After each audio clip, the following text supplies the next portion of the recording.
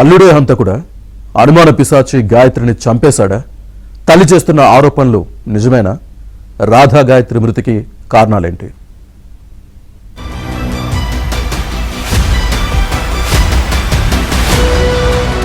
Visakha software engineer Radha Gayatri అనుమానాస్పద మృతి విషయంలో అన్ని వేళ్లు భర్త శ్రీచరణ్ వైపే చూపిస్తున్నాయి. ఇద్దరే ఉన్న గదిలో గాయత్రి ఎలా చనిపోయింది? సహజ మరణం అయితే కుటుంబ సభ్యులకు ఎందుకు సమాచారం ఇవ్వలేదు? ఇప్పుడు ఈ ప్రశ్నలన్నీ చరణ్ను అనుమానించేలా చేస్తున్నాయి. విహారయాత్రకు వెళ్లిన దంపతుల మధ్య గొడవలేమైనా జరిగాయా? మరేమైనా కారణాలున్నాయా అనేది తెలియాల్సి ఉంది. గాయత్రి మృతిపై లోతైన దర్యాప్తు చేయాలని ఆమె తల్లిదండ్రులు విశాఖ పోలీసులను ఆశ్రయించారు.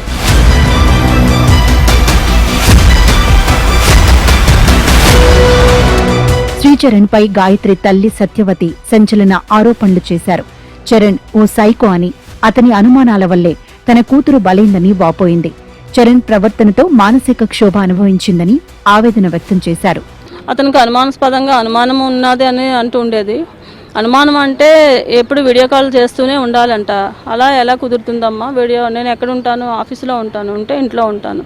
వీడియో చేసి ఇంట్లో కూడా అన్నీ చూపించమనేవాడు అంట. ఎక్కడ ఎవరున్నారు ఏంటి అని. అలాగా 4 అమ్మాయిలతో కలిసి ఉన్న అమ్మాయి అలా చూపించగలదా అండి? కొంచెం అలాంటి వాడు డిస్టర్బ్ అవుతుండేది. మా పాప అడుగుతూ ఉండేది, అమ్మాయి ఇలా చేస్తున్నాడు అలా చేస్తున్నాడు అంటే, మేమేంటి 6 నెలలే కదా అయింది పెళ్ళయి, అంత తొందరగా ఎలా విడాకులు గట్రా ఇచ్చేస్తాము, లేదా అంటే అంత తొందరగా ఎలాగ ఇచ్చేస్తామని మేము అనుకునేవారం. అలా సర్ది చెప్పేవారం. పాప మా మాట వినేది. నేనే మార్చుకుంటాను లేదు. వాళ్ళ మామగారు అత్తగారు చాలా సపోర్టెడ్గా ఉంటారు మా అమ్మాయికి మాత్రం. గాయత్రికి మద్యం తాగే అలవాటు లేదని, అనుమానంతోనే శ్రీచరణ్ హత్య చేసి ఉండొచ్చని సత్యవతి అనుమానం వ్యక్తం చేశారు. పోలీసులు లోతైన దర్యాప్తు చేస్తే అనేక విషయాలు బయటపడతాయన్నారు. నేను వచ్చి చెప్తాను మీకు, అప్పుడు మీరు అందరూ ఏ నిర్ణయం తీసుకుంటే అదే నిర్ణయం నాది. నాకు మీరు ఉండిపోవాలి అక్కడే అంటే వెళ్ళిపోతాను. లేదు నేను చెప్పినవన్నీ విని వద్దమ్మా వాడి దగ్గర అంటే వదిలేస్తాను. ఈ 2 ముక్కలు చెప్పిందండి, అది ఒకటే.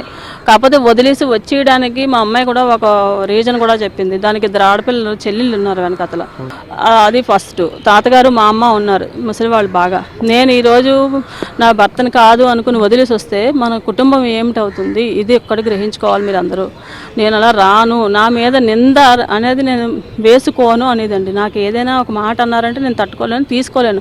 నేను ఎలా ఉన్నాను నిరూపించుకుంటాను. నేను అక్కడ నా భర్త నేను మార్చుకునే ధైర్యం ఉంది, మా అత్తగారు మామగారు సపోర్ట్ ఉంది అనేది అంతే. అత్తగారు మామగారు మంచివాళ్ళు? అత్తగారు మామగారు చాలా మంచివాళ్ళు. వాళ్ళైతే మాత్రం చాలా అంటే చాలా మంచివాళ్ళు. వాళ్ళని ఇందులో ఇన్వాల్వ్ చేయకండి. ఆ అబ్బాయి మాత్రం చాలా బ్యాడ్ అని నేను అంటున్నాను.